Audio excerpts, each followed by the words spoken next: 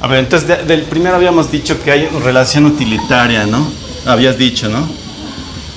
¿Qué significa esto? ¿Qué significa relación utilitaria? ¿Saben lo que es el utilitarismo? ¿Qué es el utilitarismo?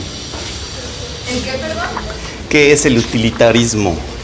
Pues no sé, pero me imagino por el tipo de palabra utilitaria, que es una relación donde estás como sacando provecho. Ajá. De lo que te es útil para ti.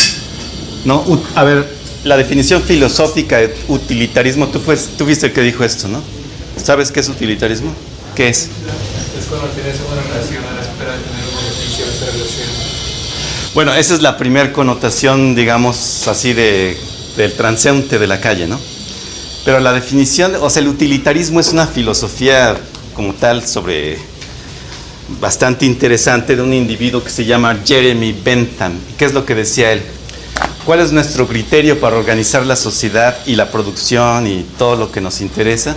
La felicidad del ser humano. Y el postulado de Jeremy Bentham es el fundador del utilitarismo, tenemos que organizar las cosas de modo tal que el mayor número de gente sea feliz y el menor infeliz. Y eso se contrapone a toda la otra filosofía alemana kantiana. Acuérdense que hay una división de como dos mundos filosóficos, ¿no? Que hablan sobre la justicia, sobre la economía, sobre la política. Está el mundo, digamos, los filósofos continentales les han llamado así, franceses y alemanes sobre todo. Y luego del otro lado tenemos a la filosofía más anglosajona, ¿no? De corte anglosajón, que ha influenciado a Estados Unidos, Inglaterra y a México. Nosotros nos hemos visto influenciados por los dos, ¿no? Pero entonces es la diferencia entre qué le da mayor, o sea, qué es más conveniente para una sociedad, o sea, en términos de la relación entre el ser humano y el medio ambiente. ¿Le conviene que entre más gente sea feliz, está bien? Independientemente de cómo llega ahí. O sea, un poco la filosofía utilitarista es el fin justifica los medios, siempre y cuando el fin sea la felicidad. Ahora, que llegan, por ejemplo, los kantianos, o sea, de Emmanuel Kant, si saben, filósofo de la Ilustración, y dicen, no, lo importante no es el fin que justifique los medios, sino lo importante es que tú definas un bien al final de tu trayecto, o sea, que tú mires por cómo haces las cosas, o sea, el medio es más importante que los fines. Entonces, no es nada más si tú tuvieras que torturar a una persona para sacarle información sobre si hay una bomba en el avión. Tú dices el fin justifica los medios porque aquí tenemos que buscar que más gente sea feliz. Entonces hay que torturarlo para que hable. Kant te diría no, sus derechos humanos valen más. La dignidad del ser humano vale más que... O sea, no justifica la vida de toda la gente este es el ejemplo que pone otro filósofo de Harvard, que dice, no, o sea, aquí, si tú quieres salvar a toda la tripulación del avión, tú no puedes cometer un acto contra la dignidad del ser humano, violando los derechos humanos. Tú lo que tienes que hacer es buscar otra salida que no sea esa, pero no debes de violar la dignidad del ser humano, que eso es más importante. Entonces ahí, digo, nada más les estoy poniendo este ejemplo, sí quedó más o menos claro, porque es justamente el choque de criterios que hay y se va a dar a lo largo de todo esto, ¿no? Ese es otro de los temas importantes. La cuestión de la felicidad versus la dignidad humana. ¿Qué es más importante, la felicidad humana o la dignidad humana? Entonces, a la hora de querer enfrentarnos a la problemática ambiental, decimos, ¿qué es más importante? ¿Salvar el medio ambiente a como dé lugar? Así hagamos de la genética de las plantas una cosa artificial, o sea, nos metamos con la genética de las plantas y podamos, digamos, le quitemos su dignidad a la naturaleza modificándola en laboratorios. O sea, ¿aún así querrías salvar a la naturaleza? ¿O prefieres mejor irte por otra ruta y decir, no, la naturaleza tiene una cualidad, un valor intrínseco con el cual tú no te debes de meter, no debes de estarla modificando en laboratorios, y tiene una especie como de dignidad, aunque no sea un... O sea, los animales, las plantas no son conscientes, sí son seres vivos, sintientes, pero no son conscientes. Pero por el solo hecho de ser seres vivos tienen una cierta dignidad. Entonces tienes tu derecho a meterte con la naturaleza genética, con el DNA de las plantas para transformar. Si así quieres cuidar el medio ambiente, pues estamos fritos, te dirían los kantianos, ¿no? Y otros te dirían, los utilitaristas, ¿qué te dirían? Mira, no me importa qué tengamos que hacer, tenemos que darle de comer a la gente. Si para eso tenemos que modificar las semillas o echar o destruir parte de la naturaleza, incluyendo la vaquita marina, no me importa. Lo importante aquí es aumentar la mayor felicidad para el mayor número de personas. ¿Sí se dan cuenta? Súper individualista, eso, súper... Pero estoy describiendo la génesis filosófica de dos posturas que ahorita están encontradas muy fuertemente. Aprovechando el comentario, ¿querías decir algo? No, ¿O qué te hizo reír? Lo de la vaquita marina, sí, que ya hay cada vez menos ejemplares. Es una tragedia eso. 30 leí la última vez, 30. Parece que sí. ¿Se murieron? O sea, quedan 28. Bueno. Pues vámonos, me voy a ir más rápido. Entonces este problema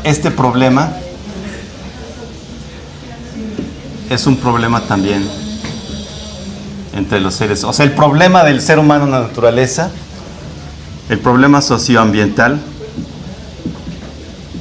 es también un problema humano, ¿no? De cómo se relacionan los seres humanos. Otro punto importante.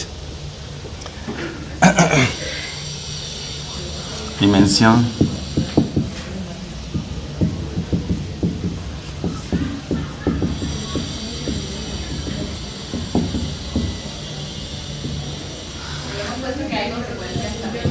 ¿Hay dos qué? Existen consecuencias. O sea que no se puede separar el sistema social del sistema natural, que son parte de un todo, pero lo resumimos a que hay consecuencias.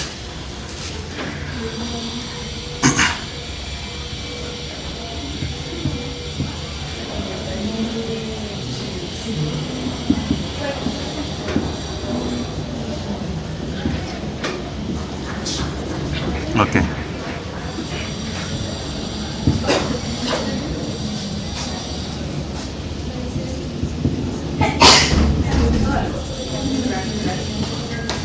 Salud.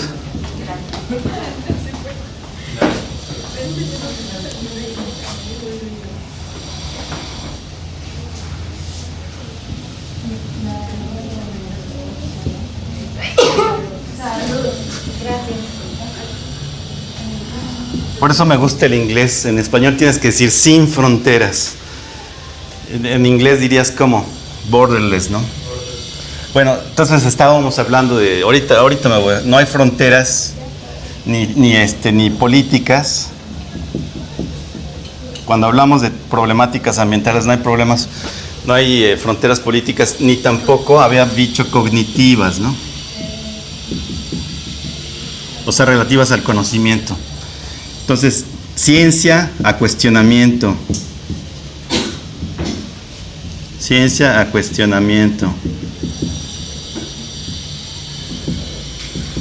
Entonces decíamos que cuando tú tratas a la ciencia, a ver, quiero aclarar una cosa aquí que no dije la vez pasada, y eso es lo bueno de estar grabando las clases, me doy cuenta de mis faltas.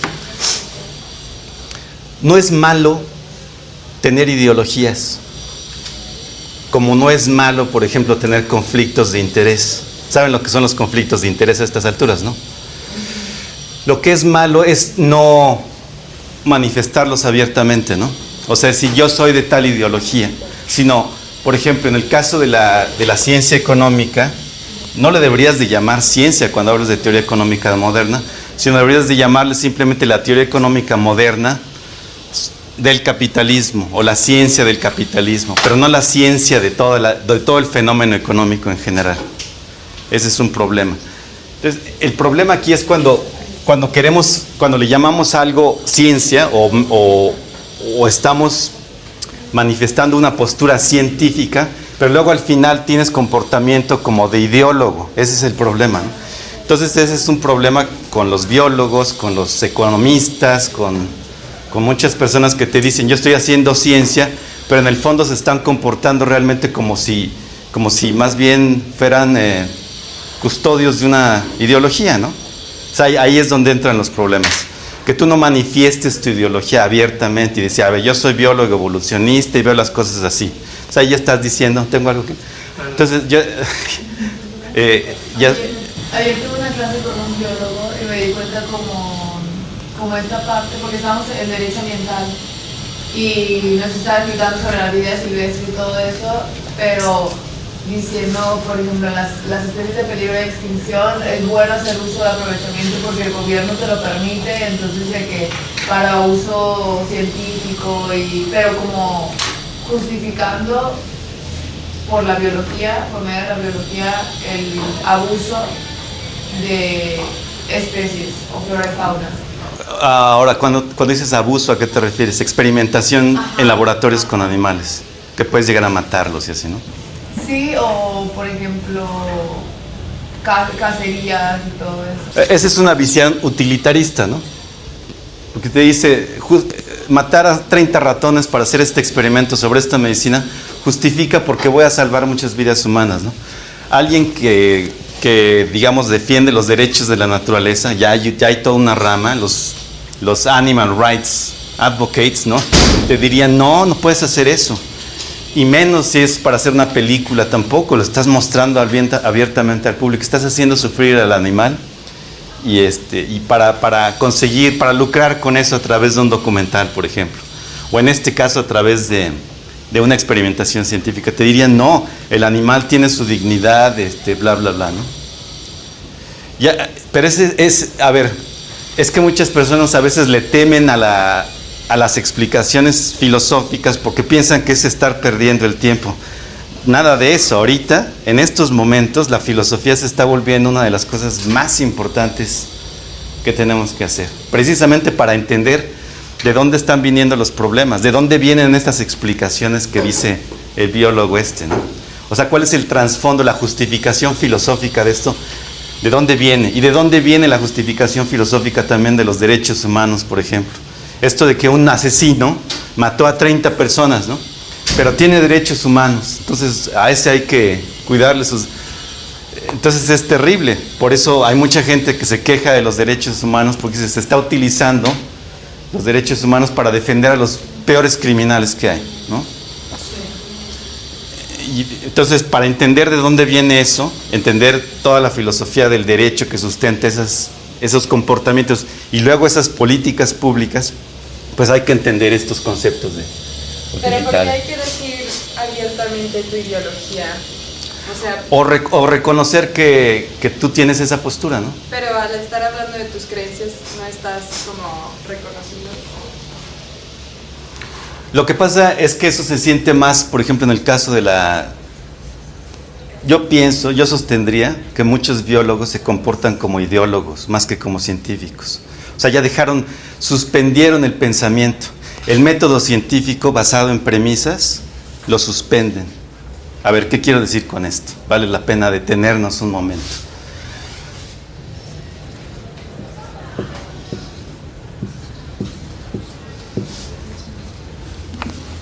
Vamos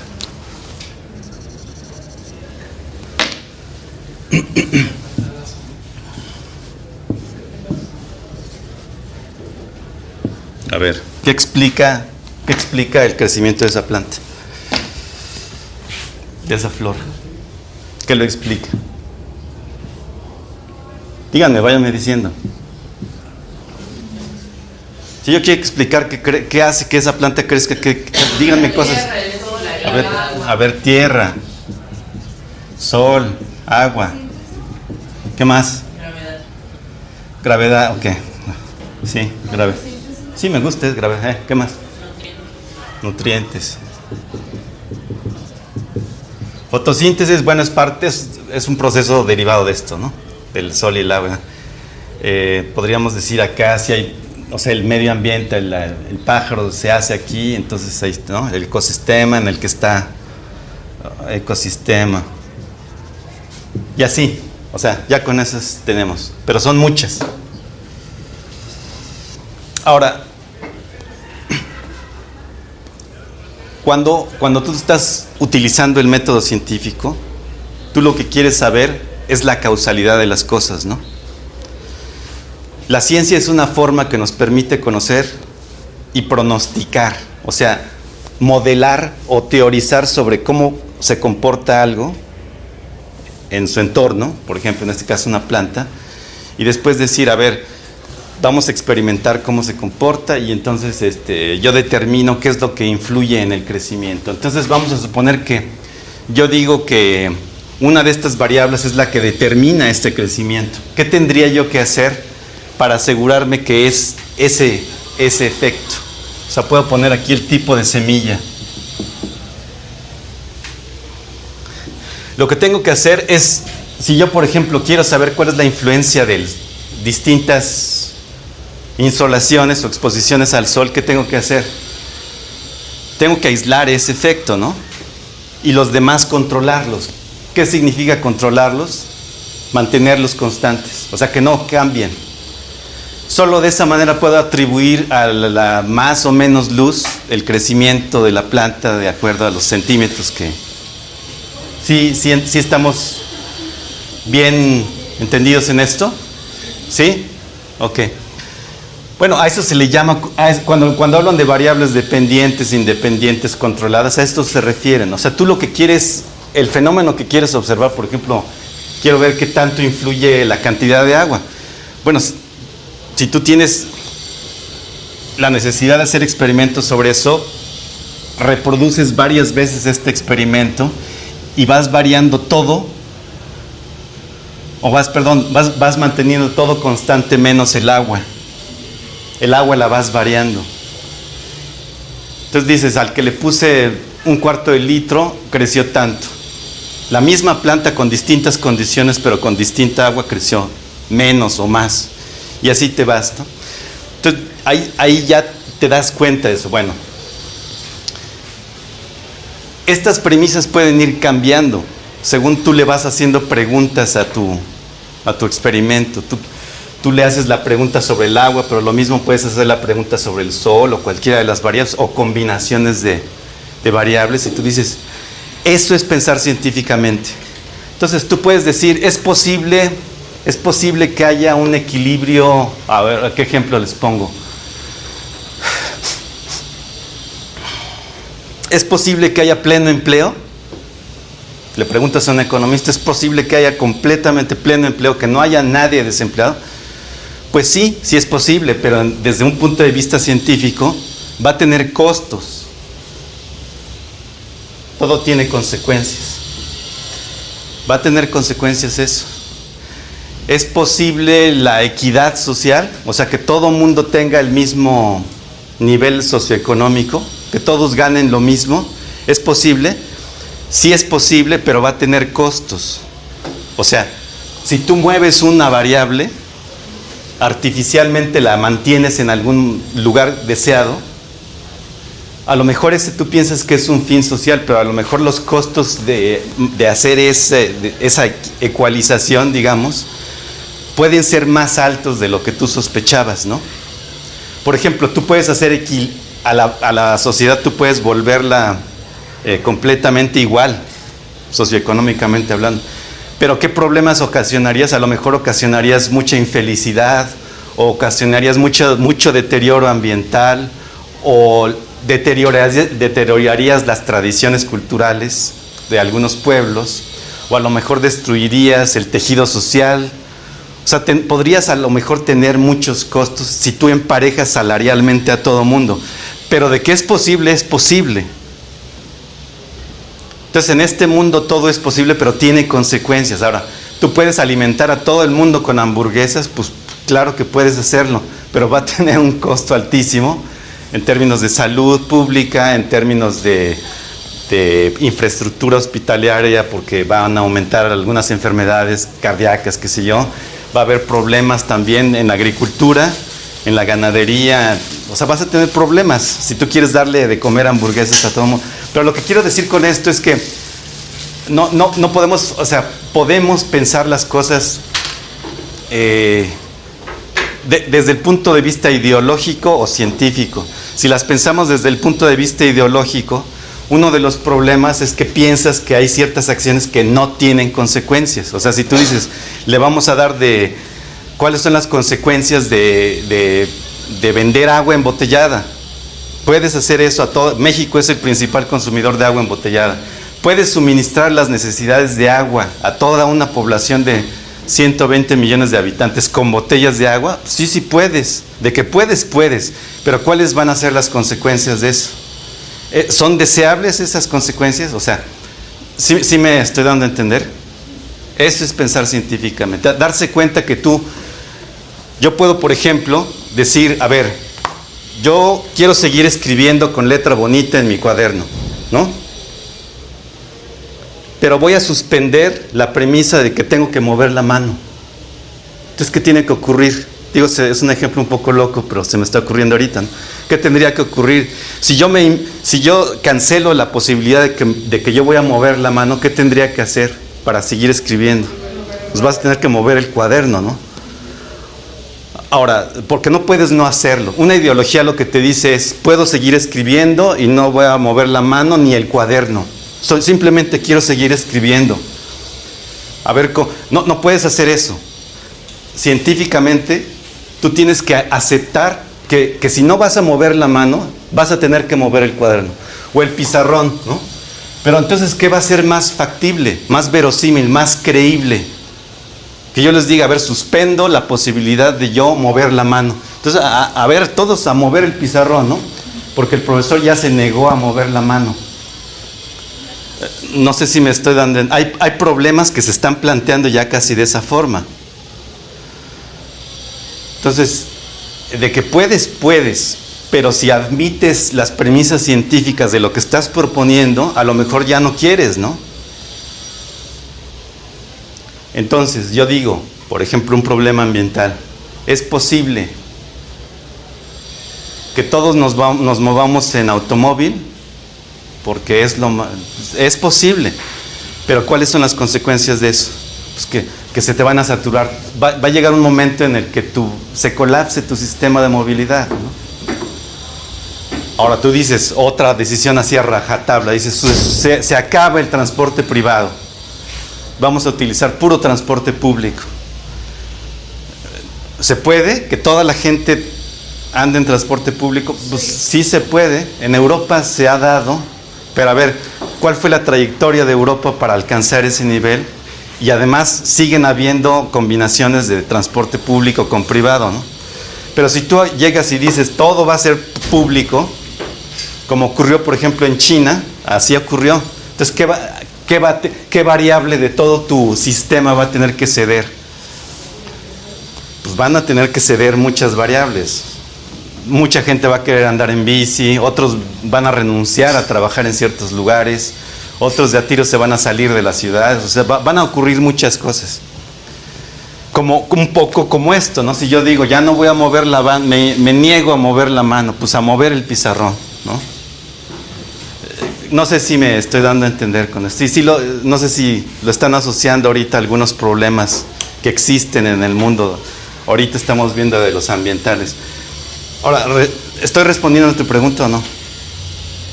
Pues, es que yo preguntaba que por qué había que decir pertenezco a esta ideología, en lugar de solo lo estás aclarando hablando de tus creencias. Yo pienso que ahorita es necesario hacerlo, porque si no lo haces, entonces la gente no sabe por qué estás pensando lo que estás pensando. Yo ahorita, por ejemplo, hay cosas que literalmente no me explico por qué la gente piensa, a menos de que yo empiece a conocer a la persona. O sea, no se sostiene el conocimiento solito, sino que tienes que empezar a entender un poco la trayectoria de la persona para entender por qué piensa lo que piensa. Y entonces ahí sí ya, y ahí por eso el mundo se está volviendo complejo por eso. Pero a ver, aquí hay un ingrediente positivo, ¿no? Que es la economía, así como la estamos dibujando nosotros, la historia también de esto, esta progresión, es también la historia de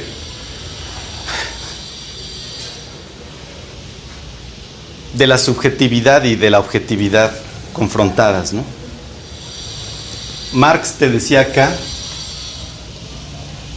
en el materialismo histórico,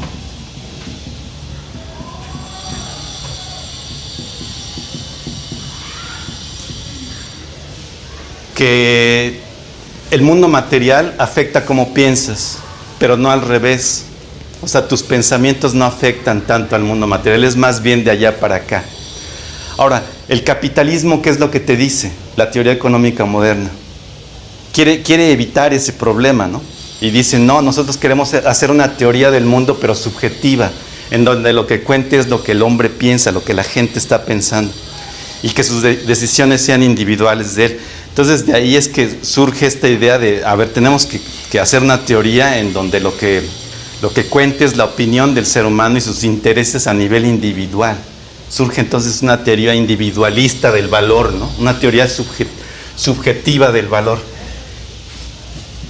Teoría subjetiva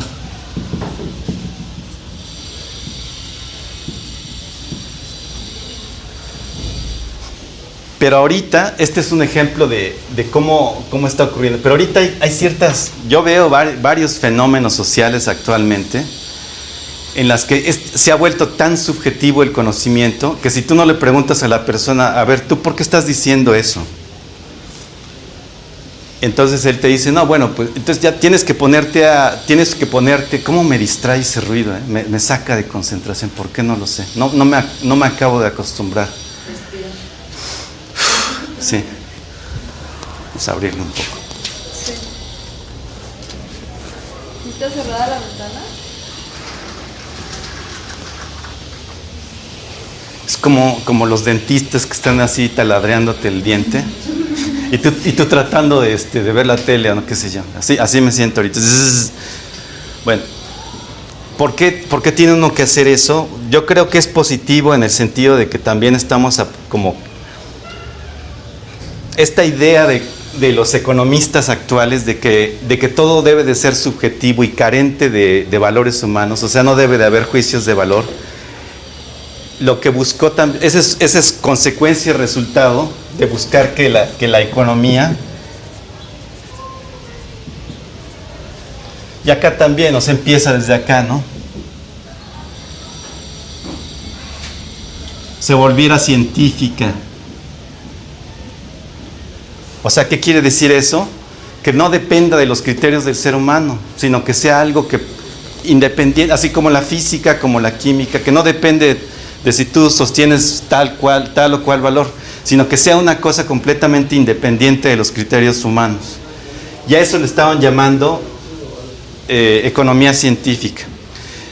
Más tarde eso lo empiezan a matematizar, en este lapso se empieza a matematizar. Y entonces tú no puedes leer un libro de economía sin toparte con ecuaciones diferenciales y curvas, sombras debajo de la curva y todo ese tipo de cosas. No, ya no entiendes, es un lenguaje completamente hermético. ¿Por qué es eso? Porque dicen, es economía científica y es completamente independiente de los criterios humanos. O sea, no hay juicios de valor y entonces aquí las opiniones no cuentan. Aquí lo que cuenta es la ciencia y las comprobaciones matemáticas y todo. Sí entiendes de qué estoy hablando cuando hablo de eso. Bueno, eso es muy problemático porque entonces ahorita llegamos a una situación en la que hay problemas que ya no podemos resolver, en particular los ambientales, precisamente por esta cualidad cuasi científica de la economía. Y es lo que ustedes han estado leyendo en los capítulos, o sea, la economía se ha vuelto insuficiente para entender y dar solución a muchos problemas ambientales. O sea, por ejemplo, toda esta idea de que el problema ambiental es un problema derivado de que no está monetizada la naturaleza o de que todo es una falla de mercado.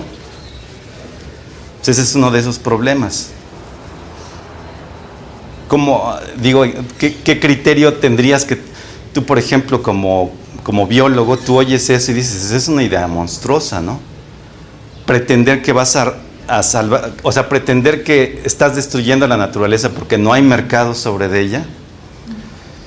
Y la idea del economista científico es que es gracias a que todo tiene un precio, o sea, todo aquello que no tiene un precio te postula la economía moderna y no tiene un propietario, entonces tampoco puedes utilizarlo racionalmente, sino que lo vas a empezar a degradar. Entonces, si hay aire contaminado es porque no hay un mercado de aire limpio.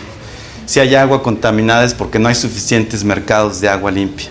Y así, y entonces esa es la justificación para empezar a privatizar los recursos naturales. Es decir, además, esto no solo va a estar privatizado, sino eso nos va a facilitar la posibilidad de ponerle un precio en el mercado. Y de esa forma es como vamos a proteger el efecto de la oferta y la demanda. En el momento en el que algo empiece a escasear, va a subir el precio y entonces van a decir, a ver, bájale al consumo de eso.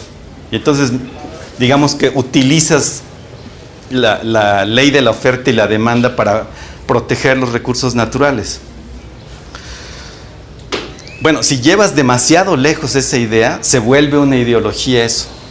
¿Qué es lo que ha estado ocurriendo? Tú le preguntas a los economistas profesionales, ahorita salte ahí, le preguntas a la mayor parte de los economistas profesionales que trabajan en instituciones y te dicen, esa es la solución, tenemos que privatizar recursos naturales, porque si los dejas al libre uso de la gente, o sea, como bienes comunes, entonces todo el mundo se va sobre de ellos, los va a mal utilizar, los va a desperdiciar, los va a contaminar y no hay nadie que le diga nada. Pero si hay mercados sobre de eso, regulados por la oferta y la demanda, entonces los recursos naturales se van a salvaguardar. Esa es la lógica. Sí se dieron cuenta a través de la lectura de esto, ¿no? ¿O no? Bueno, eso, si lo llevas demasiado lejos, pues vas a empezar a decir, pues esta es una ideología. Ahora, yo lo que creo es que, ¿cómo es que llegaron a pensar eso los economistas? Llega un momento en el que tú no te explicas por qué piensan lo que piensan. Entonces, una forma de entender por qué postulan estas cosas y las defienden con tanta vehemencia y fe, así, fe ciega casi, es yéndote atrás en la historia a ver qué es lo que estaban pensando. Bueno, le tenían miedo a dos cosas particularmente. Le tenían miedo a que la ciencia económica no fuera tomada en serio. Y entonces empezaron a querer compararla con la física y utilizar los mismos métodos de las ciencias naturales. O sea, esto, así. Y decir, a ver, el mundo es un lugar en equilibrio general, existen equilibrios, existe oferta y demanda, y vamos a asumir como premisas que el ser humano tiene un comportamiento racional, egoísta, tiene preferencias que no se sustituyen y no cambian en el tiempo. Y así varias otras. La única forma en cómo llegas a pensar el mundo de esa forma es teniendo la envidia a los físicos, ¿no? Y el método de la física que te dice las cosas son así de predecibles. La segunda cosa ese es el primer miedo, a no ser tomados en serio. Entonces dices, vamos a imitar a los científicos naturales, a los físicos, a los químicos, hay que imitar su método para que sea así de preciso, que nos entregue, que nos dé resultados igual de verificables y capacidad de pronóstico y todo esto, ¿no? La otra cosa a la que le tenían miedo era esto, o sea, estas teorías objetivas del valor, aquí en Mars.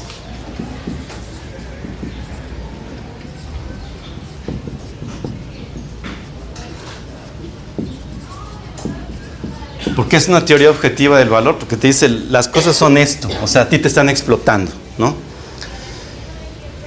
Y tú dices, no, yo no siento que me estén explotando, yo siento más bien que mi jefe está trabajando para mí, gracias a eso yo tengo un sueldo y puedo viajar y no sé qué. No, no es cierto, a ti te están explotando.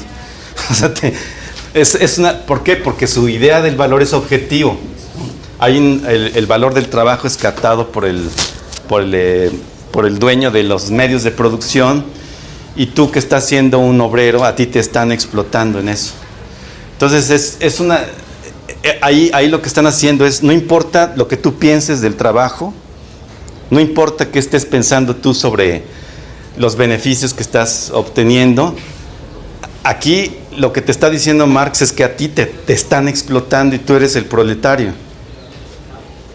O sea, tu opinión subjetiva, yo recuerdo, ¿no? Yo tenía un amigo, yo lavaba platos en Canadá, cuando tenía 18 años, llegué así, y me acuerdo que uno de los meseros era un estudiante de historia, y me echó todo un rollo de que a mí me estaban explotando y que no sé qué.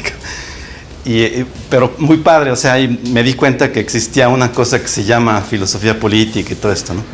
Y me empezó a platicar de que así en el mismo trabajo, así en los breaks, me daba casi como clases de todo esto. Y me explicaba toda la teoría de Marx y demás, ¿no?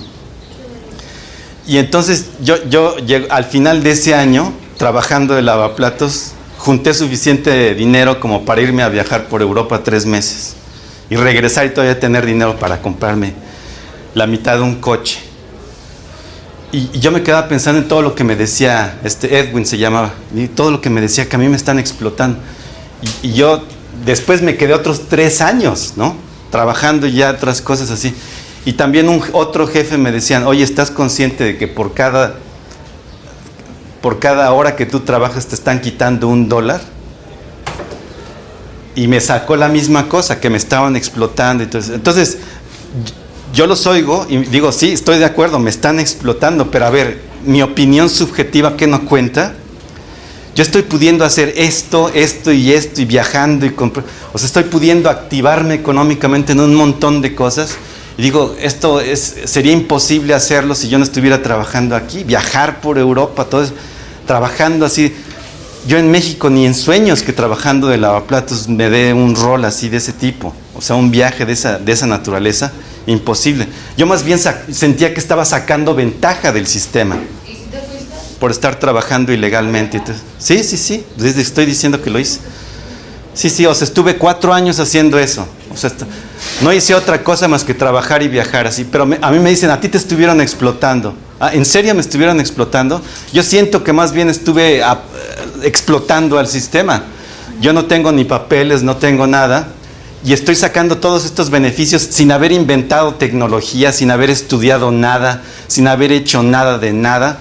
Yo siento que más bien toda esta gente que está amarrada a sus puestos de trabajo allá arriba, que están haciendo posible que exista esta empresa, para que luego yo llegue, invirtiendo un poco de tiempo, gane dinero y me largue a disfrutar de la vida, ¿qué no soy yo el que los está explotando a ellos? O sea, esa es la pregunta que a mí me surgía. Por eso a mí desde hace muchos años me quedó muy claro este problema de el valor subjetivo y el valor objetivo. O sea, ellos me están dando una idea muy objetiva del mundo, ¿no? Te están explotando.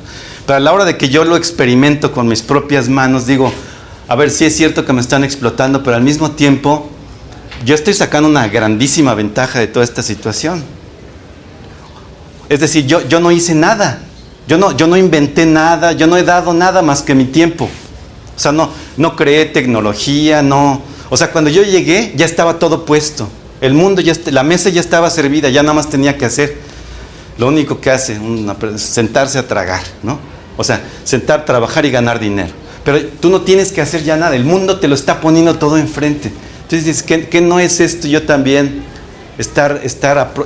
pues no abusando del sistema, pero yo estoy en cierta forma aprovechándome también de lo que el sistema me está dando. Entonces, las dos visiones son importantes, eso es a lo que quiero llegar con este punto. O sea, no basta con tener una teoría objetiva de lo que tiene valor.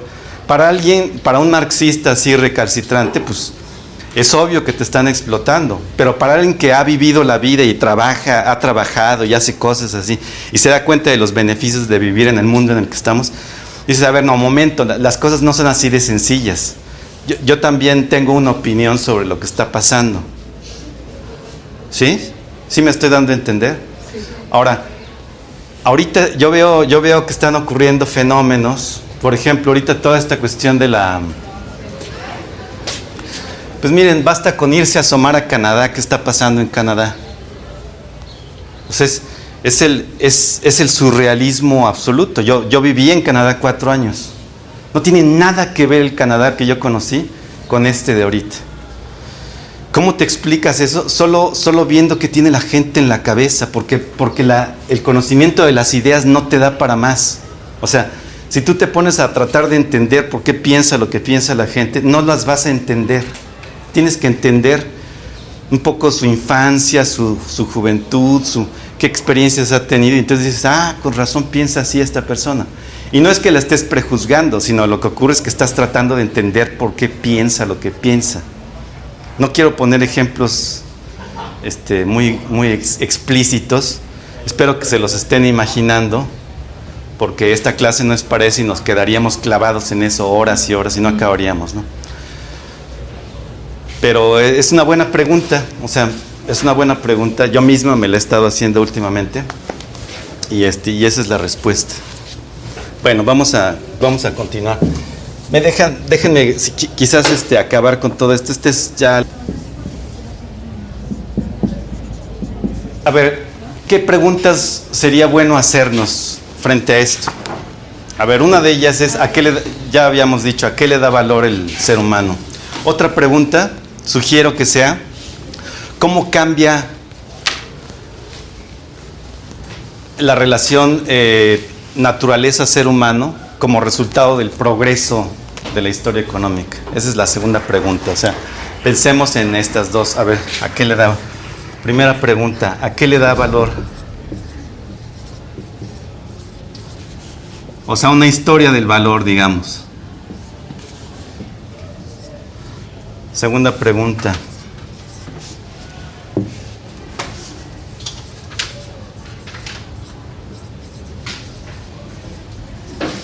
¿Cómo cambia la relación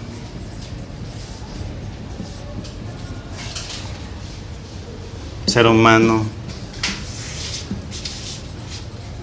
Digo, como preguntas nada más para pensar, ¿no? ¿Se les ocurre algún otro? Importante, que nos ayude a entender esta progresión. No sé si también podría ser de a qué le da valor, cómo se le agrega ese valor o no. Pues es parte de eso, ¿no? Bueno. Sí, antes no existía el valor agregado. A ver, aquí por ejemplo, con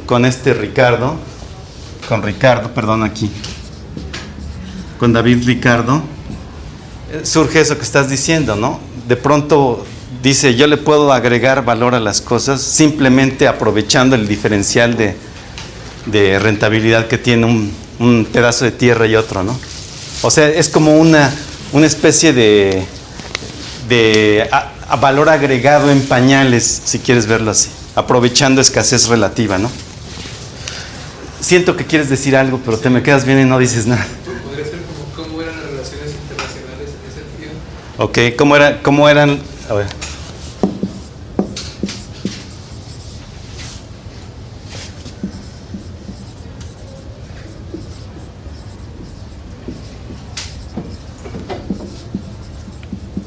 ¿Qué otra? ¿Y cuál es el carácter del Estado? ¿Cuál es la forma del Estado? ¿Cuál es qué? La forma del Estado. Bueno, es que esta pregunta conlleva eso, porque para empezar existían las naciones como tal, ¿no? A ver, vamos a poner esa pregunta por acá.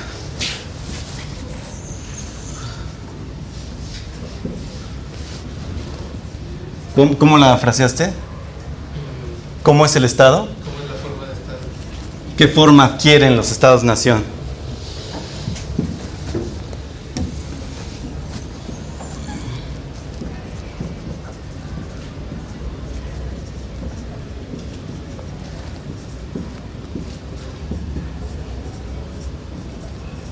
O sea, es una pregunta buena porque nos está vinculando el proceso político con el proceso económico, ¿no? O sea, esta es la historia económica, ¿cuál es la historia política que corresponde a esto, ¿no? Otra pregunta interesante, ¿qué podría ser? Yo pensaba en la importancia del individuo. A ver, ¿qué le pasa al individuo? ¿Te gusta esa pregunta, sí? ¿Qué le pasa al individuo? Ajá.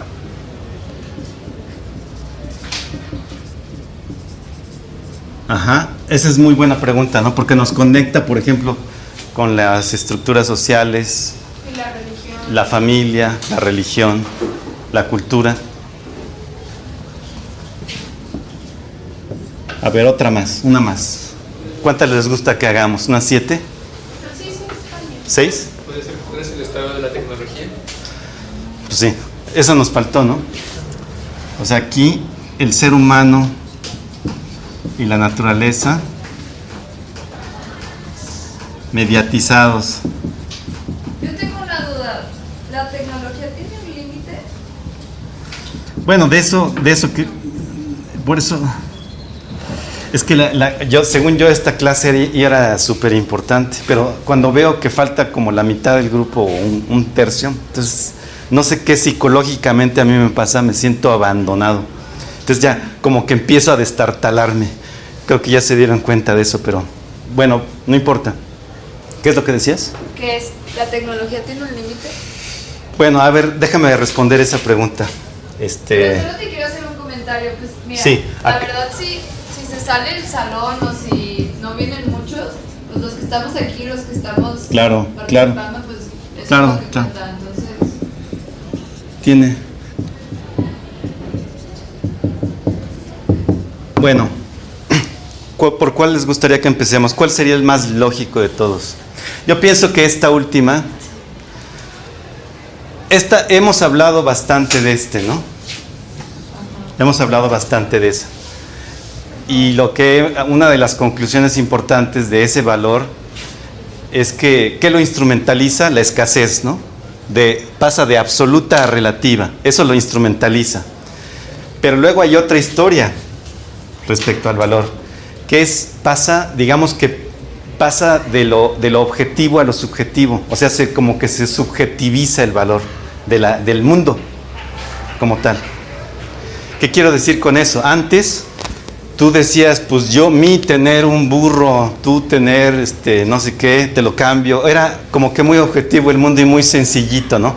Tengo tantos costales de harina, tú tienes un burro, te cambio mi burro por tus costales de harina. Y no había mucha discusión respecto al valor de las cosas. O sea, había regateo, si quieren verlo así.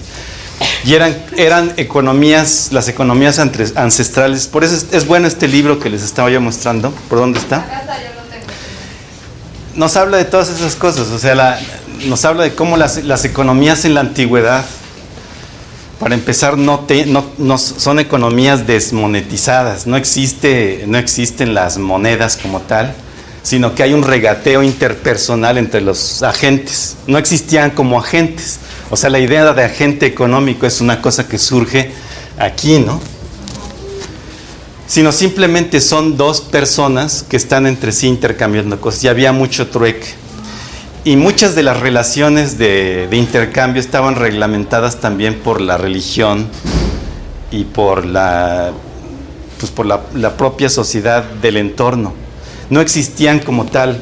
Es decir, esto que dicen de la sociedad del mercado no existe en esos tiempos, sino que existen centros en donde la gente intercambia cosas. Pero no existen mercados como tal. La idea de mercados así en plural también es algo que empieza a surgir por acá, ¿no? Pero cuando estamos hablando primero acá en esto, ¿a qué le da valor? Pues repito, en las economías de la antigüedad, el valor la subjetividad estaba tan borrada del mapa de la conciencia humana que casi todo era objetivo, podríamos pensarlo así. O sea, era un mundo más o menos objetivo. Y sobre todo muy sencillo, muy falto de sofisticación.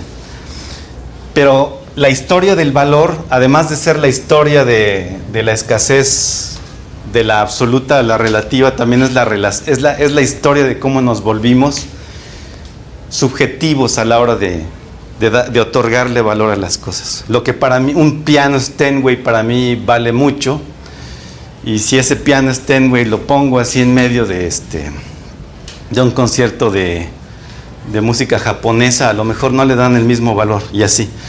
Pero a lo que voy es que ahorita ya los valores se están volviendo subjetivos y además están siendo grandemente influenciados. Vamos a tratar de hacer unas pocas dilaciones por un aparato publicitario y propagandístico. O sea, la gente no nada más quiere lo que en tiempos pretéritos quería para satisfacer necesidades básicas, sino que ahora ya quiere necesidades que tienen que ver con la conformación del estatus y la conformación de ubicarse en alguna en algún escalafón de la jerarquía económica y social. Uh-huh. Pero pues, o sea, el mismo sistema llevó a eso, ¿no? Porque en los 20 fue cuando empieza este boom de empieza a adquirir cosas y esas cosas te van a dar como reconocimiento, te van a dar estatus, entonces, no sé, como que se le empieza a dar como valor a más cosas para relacionarlo con tu estatus social. O sea, a ver, vamos a hilar un poco, digo, de esta, repito, hemos hablado bastante, pero a ver, si podemos conectar esta, la 1, la podemos conectar con esta, ¿no? Con ¿qué le pasa al individuo? Bueno, obviamente, lo que le pasa al individuo es completamente relevante a cómo cambia el valor de las cosas, ¿no? Entonces, si vemos que se está subjetivizando el valor, o sea, se empieza a volver subjetivo, y luego lo influye el aparato propagandístico que surge allá por los años, que dices, por los años 20, se desarrolla el consumismo, o sea, surge el consumismo. Y échale unas décadas más, no muchas, pero unas 3 décadas, y no surge, digamos que, a ver, ¿por qué surge el consumismo? Porque en la crisis de los años 20, para generar circuito de consumo, es decir, hubo un momento en el que se atoró la economía, se estancó, porque se hacían de tan buena calidad las cosas que de pronto la gente dejó de comprar y seguía teniendo algo bueno que le duraba la productividad no paraba, incrementaba, le duraba para toda la vida, pero entonces no había una circulación de bienes de consumo. Las empresas decían, me compran una vez, pero ya no me vuelven a comprar. No fluye la economía, sino que se vuelve se estaciona y se empieza a morirse de inanición, porque no hay un flujo congruente entre producción y consumo. Entonces inventan una cosa que es la obsolescencia programada, ¿no? Dice, tenemos que hacer que los objetos de consumo caduquen para que así el consumo no se detenga, o sea, este círculo. Es lo que pasó con los focos, ¿no? Sí, bueno, esa es una teoría de la conspiración, pero yo sí la creo un poco, ¿eh? Pues yo no me la sé. Es súper cierto. Que antes los focos duraban años, duraban 1000 años y de repente empezaron a durar 4 años. Dicen que No, bueno, pero no, a ver, pero ¿por qué dices? El primer foco sigue dividido, ¿no? No, bueno, hay los primeros focos. O sea, de que hay como ¿Qué es un foco? ¿Qué es un foco? Una bombilla es una cosa que lo mantienen en un estado es decir, empieza la ignición en ese filamento, pero no la acabas de dejar quemarse. Por eso ¿y cómo haces eso? Pues la sometes a vacío. Entonces dentro del foco hay vacío. Entonces como no hay suficiente oxígeno, pues no se quema. Entonces permanece en un estado de preincineración, o precombustión, y eso es lo que genera la luminiscencia. Entonces técnicamente tú puedes hacer un foco que dure para siempre, pero lo haces de modo tal que le empiece a filtrar tantito aire, o sea, que no sea hermético perfecto, sino que tenga ciertas filtraciones para que eventualmente ¡pum!, ¿no?, se funda. Pero eso ¿Cinta al foco duraría más? no creo que tenga que ver con eso, es la forma en cómo está hecho por debajo. O sea, no creo que sea nada más de que se le meta así. Pues no, ¿verdad? No, Pero es decir, ese filamento de tuxteno que tiene, podrías hacerlo de un tuxteno más grueso o de otro material. No hay razón por la cual no puedas hacer un foco que dure por muchos años, no sé si para siempre, pero sí por mucho, mucho tiempo. O sea, es simplemente una resistencia, hasta el pan el tostador de pan es como un foco, ¿no? Nada más que no está al vacío. Pero si tú sometes el tostador de pan al vacío, tendrías un foco que duraría bastante, mucho tiempo. Pero no hablemos de los focos, hablemos de todo, la industria automotriz, o sea, probablemente no la de los tejidos y eso, pero casi todas las industrias tecnológicas tenían ese problema. Entonces, Si tú no haces circular la economía, pero además no se trata nada más de que los objetos se renueven periódicamente, sino también se trata generando empleo con ello y generando economía, consumo, etcétera, sino se trata también de empezar a generar necesidades en los seres humanos. Entonces la mercadotecnia surge para eso. Ya no es nada más tú qué es lo que quiere el consumidor, sino tú le vas a decir qué quiere al consumidor. Esa es la definición de mercadotecnia. Tú le vas a decir qué quiere, ¿no? En cierta forma es... ¿Ubican la publicidad de esta tienda china? ¿Qué hizo? Eso. De entré a la tienda sin necesitar nada y salí necesitando todo. Sí, estaba cañona. A ver,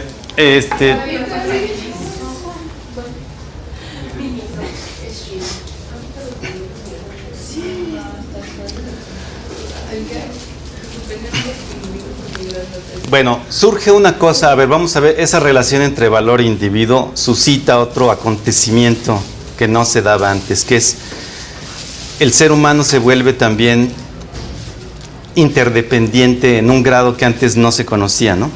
Antes tú te proveías casi de todas tus necesidades, o sea, tú sabías hacer un poco de todo, de modo tal que te volvías autosuficiente en cierta forma. O sea, los intercambios te ayudaban, pero digamos que las sociedades de las familias extensas de antes de que surgiera la familia nuclear, tú tenías conglomerados de familia, entonces en la misma casa o lugar, cueva o lo que sea, estaban tus congéneres, o sea, vivías tú, no era papá, mamá e hijos, no, sino era papá, mamá e hijos, tíos, abuelos, bisabuelos y todo el que cupiera, esa es la familia extendida.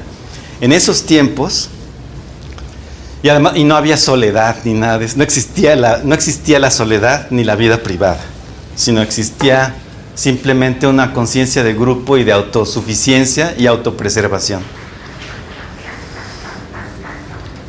Pero en el momento en el que empiezas a volver el valor subjetivo, empiezas a crear necesidades nuevas y productos de consumo nuevos que circulan con obsolescencia programada para generar circulación de la economía, en ese contexto surge una cosa que antes no existía, que es el individuo dependiente, altamente dependiente y especializado.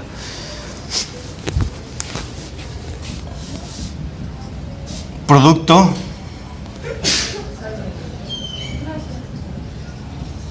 de la división del trabajo de la que habla Smith, ¿no? El ejemplo que pone de la fábrica de alfileres, cómo cada quien se especializa, ¿no? Se eleva brutalmente la productividad y eso genera otra dinámica distinta de la que conocemos. ¿Perdón? Sí. Sí, es lo que hablamos de la lectura, que de la anterior, sí. De que actualmente con la desintegración de la producción en múltiples países se paga como no solo por el producto en sí, sino por el sistema natural donde se fabricó el producto. Por ejemplo, si quieres caucho, pues pagas por el medio ambiente tropical. Sí. Y donde se produce el caucho, no puede ponerlo. Y un efecto interesante ahí del valor subjetivo es que tú no lo ves. O sea, tú le das un valor subjetivo a las cosas que además no estás viendo. Tú no conoces el origen de las cosas, sino que está allá. ¿En dónde dijiste que estaba? En donde está el caucho, ¿no? Y tú no eres consciente del efecto o de la interacción que está teniendo ese sistema de producción con el medio ambiente. Entonces hay una desconexión entre el ser humano. Bueno, aquí lo que nos dicen en el primer capítulo es que son inseparables, pero en la realidad lo que está ocurriendo, la razón por la que dice que son inseparables, más bien lo que está ocurriendo, es que el problema es que nos hemos separado. Ha habido una escisión entre el ser humano, su consumo y su provisión básica a través de los recursos. Tú estás completamente desconectado del lugar de donde viene el agua. ¿De dónde saben ustedes de dónde viene el agua cuando abres el grifo aquí? Pues no sabes, ¿no? Puede venir de Chapala, puede venir de... No sabemos. Del río Santiago. Puede venir del río Verde, ¿no? Del río Santiago.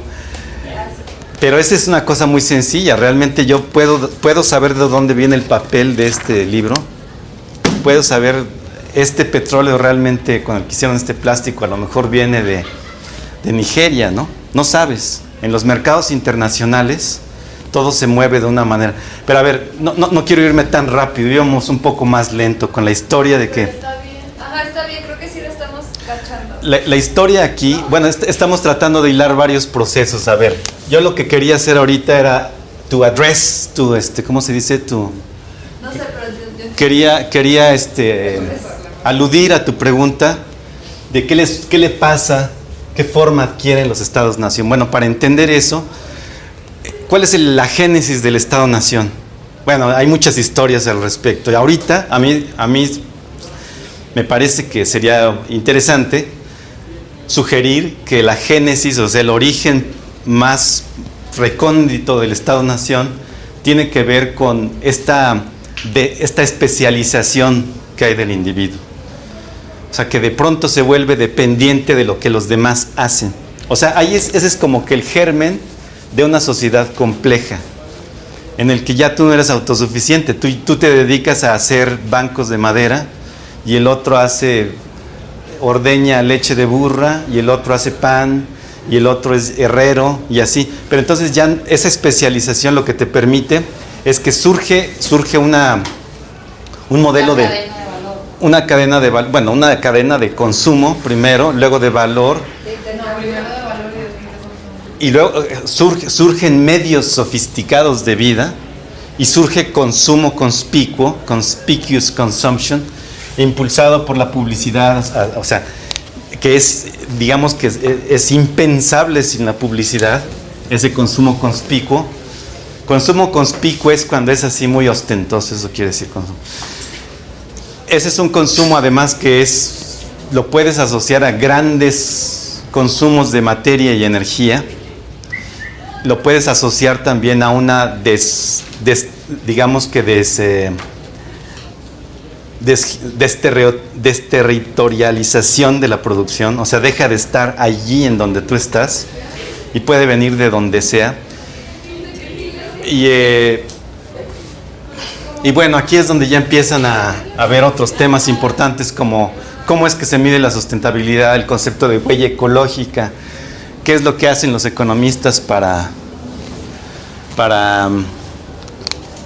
entender este proceso. A ver, vamos a seguir. Tecnología tiene un límite. Bueno,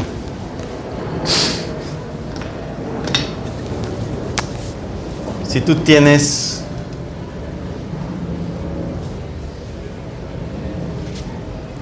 Es que este es el tipo de cosas que... Y quisiera agregar algo a esa pregunta, o sea, tecnología tiene un límite y el que no tenga una limitante, si no tuviera un límite, no nos pone en riesgo. Ok, a ver, es que son tantos temas aquí. A ver, ¿ustedes llevaron la regla de Hardwick en economía? ¿No? Okay. Hay países, por ejemplo Singapur, por ejemplo Inglaterra, Holanda, Japón. Hay tantos países que no tienen recursos, realmente no tienen recursos naturales para efectos prácticos. Entonces, ustedes tienen un territorio así, piensen en Holanda.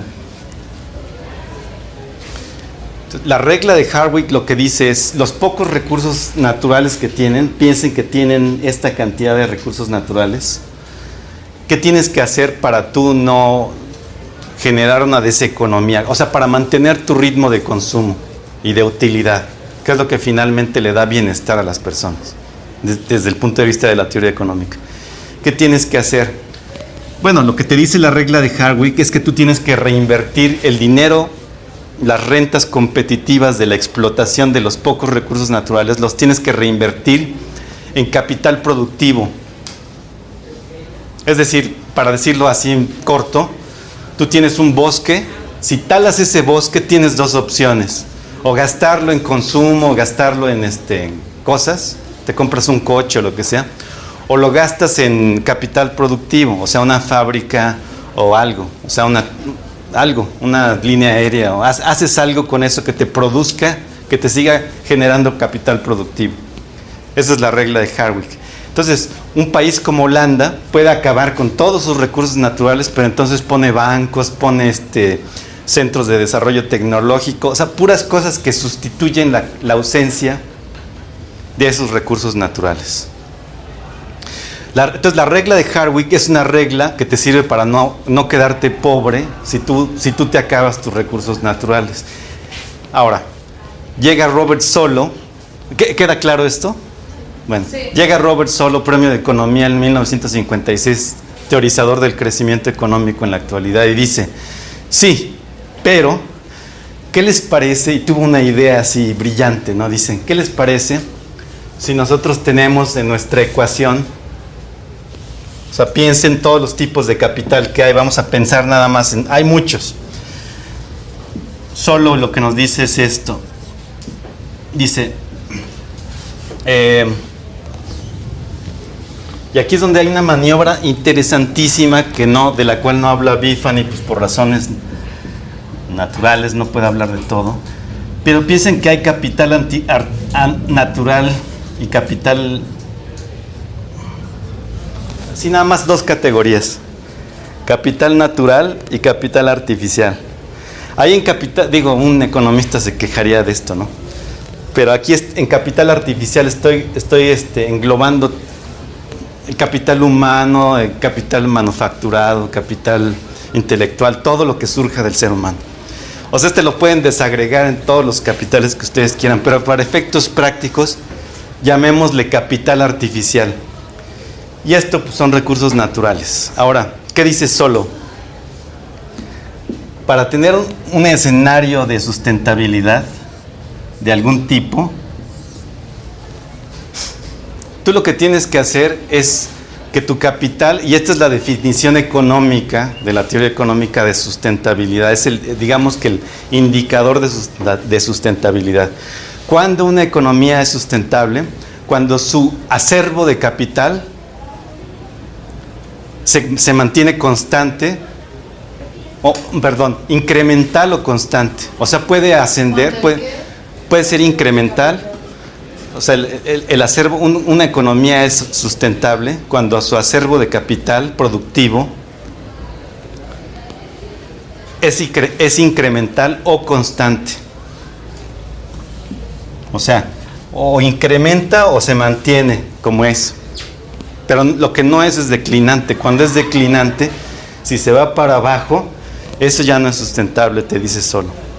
Nada más que hay un truco aquí que cambia la historia del mundo.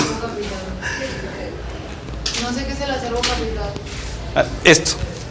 Esta suma. Este es tu acervo de capital como nación. Como nación tú tienes capital artificial. O sea, capital artificial es todo lo que hace el ser humano. Maquinaria, ideas, recursos humanos, todo eso. O sea, casi puedes decir que todo lo que no es capital natural es capital artificial. Esa cámara, todo este edificio, todo esto es capital manufacturado. Todo lo que hace el ser humano es capital artificial. El capital natural son los árboles, el agua, todo eso. ¿La comida? ¿O eso también ya es La comida ya está transformada, ya tiene valor agregado. Por ejemplo, un árbol transgénico ya no es parte de la naturaleza, es propiedad de alguien, porque es creación de laboratorio, un árbol transgénico. Entonces ese ya no es capital natural, es capital artificial.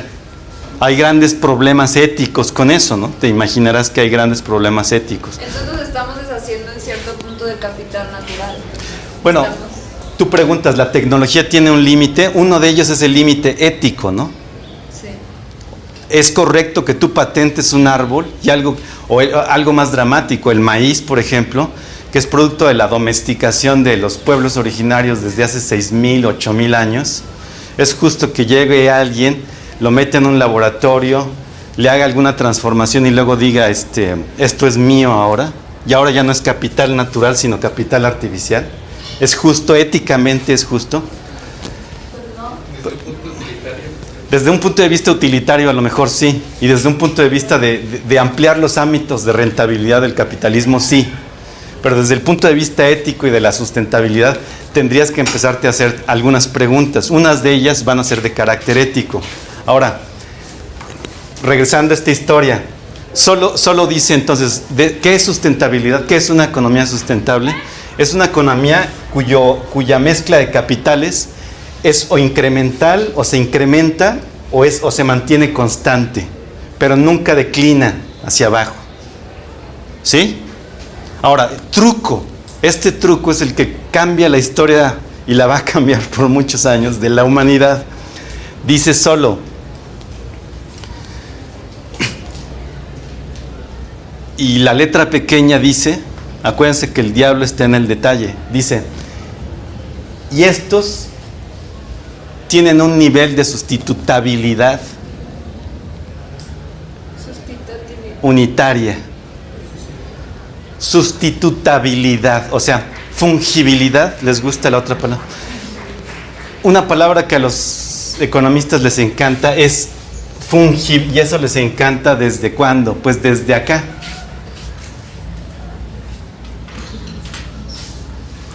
Fungibilidad.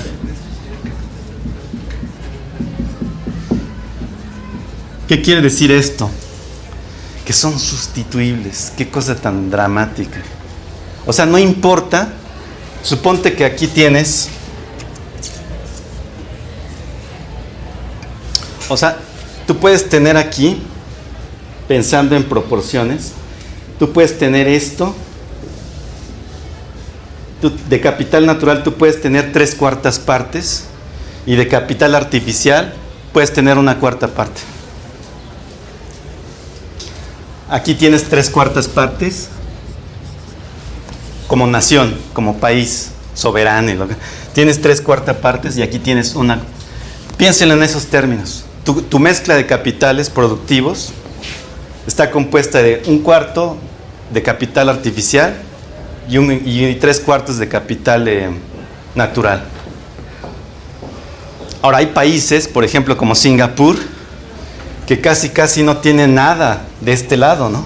Casi toda su mezcla de capital es puro capital artificial, puro capital productivo generado por el ser humano. Y casi no tienen nada de recursos naturales. Y sin embargo, lo que dice solo sería sustentable. ¿Por qué? Esto es completamente o sea, mucha gente lo ve esto como una aberración, pero desde un punto de vista puramente económico, y acuérdense que la economía es una ideología, o sea, la hemos convertido en una ideología. Desde ese punto de vista, bueno, perdón, aquí estoy, tus gráficas de sustitutabilidad, o sea, a ver, piensen en esto.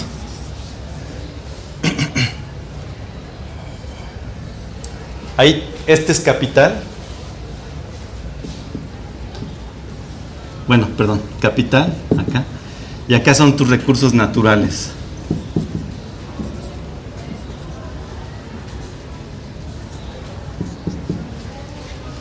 Entonces, va a haber un escenario, hay escenarios así de este tipo.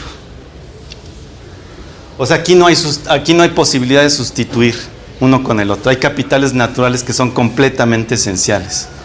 O sea, esta abeja robot que están haciendo ahí en Harvard no va. ¿Sí saben de qué hablo, no? Hay una abeja robot que están ahí, piensan, o sea, se les ocurre decir que eso va a sustituir a las abejas reales, ¿no? O sea, ahí es una completa sustitución de capital natural por capital artificial. Aquí en este tipo de... Aquí no, aquí ese escenario se elimina aquí, ¿no? Luego, en estos otros dos escenarios, ese escenario de la abeja que sustituye a las abejas reales va.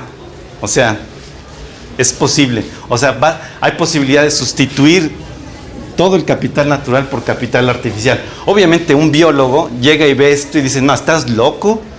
Pues la naturaleza es compleja y nos provee de servicios ecosistémicos completamente imprescindibles.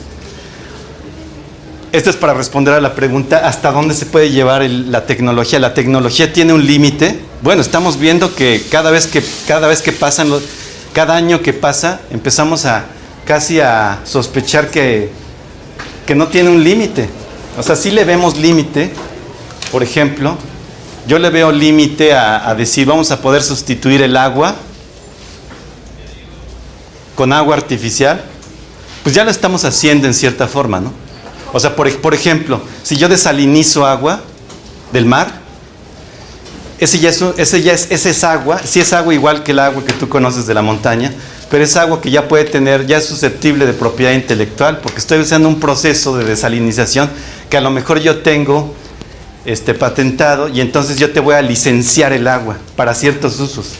Y si tú la usas para una alberca, te va a costar a tanto el litro o el decilitro, Y si la usas para beber te va a costar a tanto y así. O sea, tarifas diferenciadas por esa agua. Ya existe eso, o sea, ya podemos... Entonces, esa ya no es agua, así como capital natural, sino es agua con un valor artificial agregado. Entonces, El agua pesada. No, eso es otra cosa. El agua pesada no es agua pesada, es enriquecimiento de uranio y eso es para... Déjame las moléculas. Bueno, pero no me metas esos ahorita. El agua pesada es otra cosa, es para hacer bombas atómicas, eso. Reactores nucleares y eso. Entonces, hay un límite a la tecnología. Bueno, por lo pronto vamos a dejar... Hay un límite técnico en sí. La tecnología puede tener límites en sí mismo. Por ejemplo, sabemos que las baterías eléctricas tienen un límite físico y químico que no vamos a poder expandir mucho más. O sea, los límites físicos y químicos de lo que podemos hacer en materia de baterías están más o menos conocidos. O sea, a menos de que inventemos nuevos materiales, vamos a poder alterar el peso de las baterías eléctricas, ¿no? O sea, ese tipo de límites. Pero hay límites también, no nada más de carácter técnico, sino hay límites de carácter ético. O sea, que ya aluden más al tipo de mundo en el que queremos vivir. Por ejemplo, queremos gente... Ahorita ya hay la posibilidad de generar un individuo a partir de 3. O sea, que sea hijo de 3 personas, ¿no? Para darle gusto a 3, es que se aman y quieren tener un hijo los 3, ¿no? O sea, ya no digas tú 2 varones o 2 mujeres, ya ahorita se puede generar un individuo tecnológicamente a partir de 2 hembras o 2 machos de una especie animal.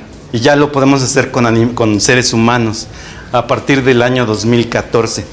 Ahora tú dices, tecnológicamente es posible, pero a ver, ¿para qué tú quieres vivir en ese tipo de sociedad? ¿Qué tipo de identidad tendría una persona así? Entonces esas son preguntas que la sociedad se tiene que empezar a preguntar. No nada más es cuestión de, a ver, y con esto cerramos la clase. No se trata ya nada más de que hagas las cosas porque puedes hacerlas. Ya nos demostramos a nosotros mismos como especie que somos capaces de muchas cosas, ¿no? Aquí de lo que se trata, hablando de este tema, los límites de la tecnología,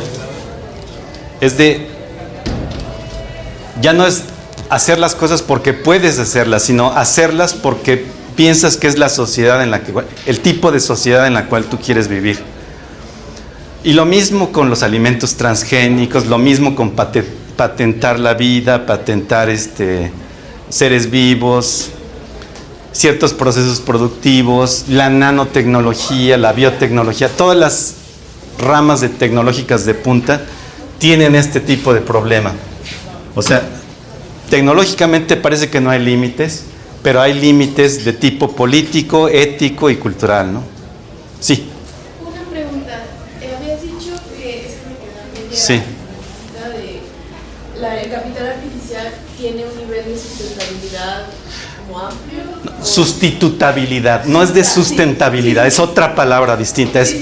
Una cosa es la sustentabilidad, la otra es sustituta, o sea, de capacidad de ser sustituido. Sí, eso escribí y dije mal, lo siento. No está bien.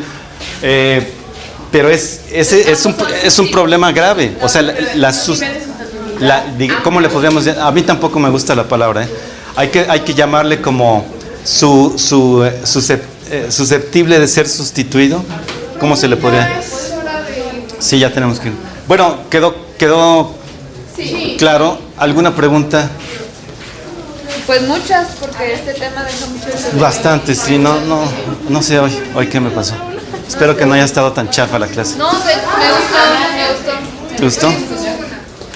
Bueno, sí, hay clases buenas. Sometimes... Pero no, me gusta You win some, you este tipo de lose. clases porque, o sea, refleja los puntos esenciales que tendríamos que nosotros reconocer en la lectura. Sí. Y los comentamos y de esa forma como que le agregamos más ideas y nos hacemos más críticos. O sea, como que esta información nos sirve para lo que ya tenemos, Claro. formular más preguntas. Las clases de las otras economías, ¿no? Está muy bueno. No, bueno, este libro, ¿o qué cosa? Sí. ¿Eh? Y el tema de la clase también. Sí. Ahí en el sitio, si te metes al corazón que aparece ahí del gato, o sea, te metes al gato y luego hay otro ahí que se llama Sex Politics. Es un sitio que puse ahí para hablar de todos estos temas. O sea, más bien para no hablar de todos estos temas, sino más bien cuando surgieran esos temas, redirigirlos ahí. Ah, ok, sí. No sé si me... Busca Sex Politics. Sex Politics. O incluso creo que puedes poner esta historia no va así, diagonal y teso, y luego diagonal y sexpolitics.htm. Creo que sale así, sí. Y si no, así como decir. ¿De quién será eso? Dejaron su desayuno. El otro día tuve que recoger una basura así medio chafa ahí por allá. Por favor, no dejen restos de víveres. Había dicho que iba a volver a oficiar y me dijo que la pusiera. Sí, me acuerdo. Acá está.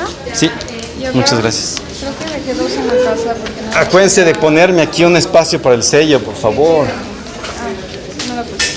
No, ya me di cuenta. Que les vaya bien, gracias. Buen fin de semana.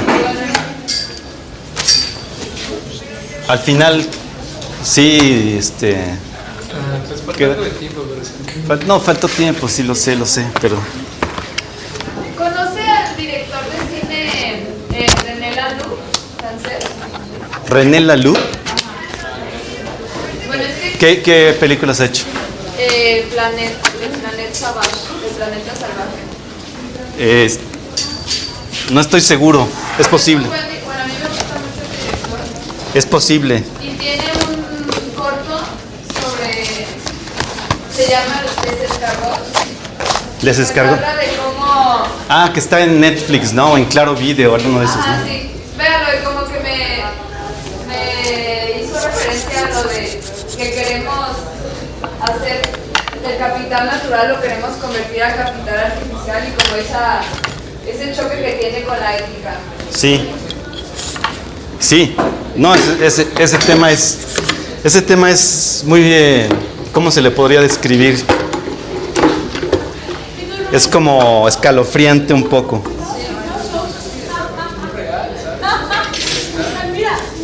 O sea, los que hemos crecido así rodeados de naturaleza y de... Como que esa idea no nos gusta mucho. Pero yo siento que ya no hemos crecido rodeados, o sea, yo desde mi punto de vista, siento que en la ciudad, aquí en Guadalajara, nos hemos alejado bastante de la naturaleza. A menos de que esté saliendo, ¿no? Pero hasta cierto punto no se conecta de igual forma. No sé. Bueno, Pero sigue siendo estado agrícola. Sigue siendo un estado. Que te vaya bien. Gracias.